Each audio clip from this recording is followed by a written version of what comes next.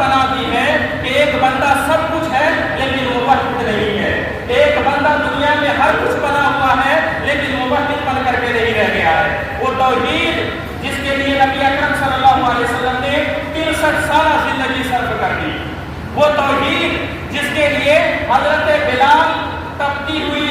ریت کو برداشت کرتے رہے لیکن زبان سے احد احد کا کلمہ نہیں چھوڑا،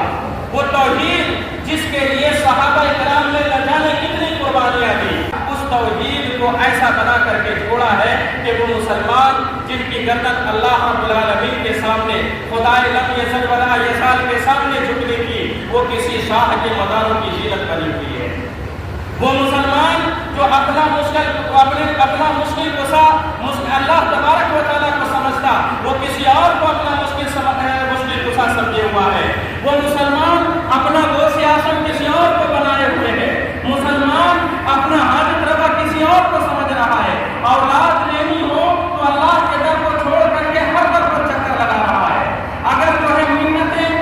منتیں ماننی ہے، اگر نظر ماننی ہے تو اللہ کو چھوڑ کر کے ہر کسی کی ماننے کو تیار ہے۔ وہ توحید جس کے لیے نبی اکرم صلی اللہ علیہ وسلم نے کوشش کی تھی، اپنی 63 سالہ زندگی کو صرف کیا تھا، وہ یہ توحید نہیں ہے۔ اس لیے علامہ حالی نے کہا تھا، وہ دی اس سے توحید پہلے جہاں میں ہوا جب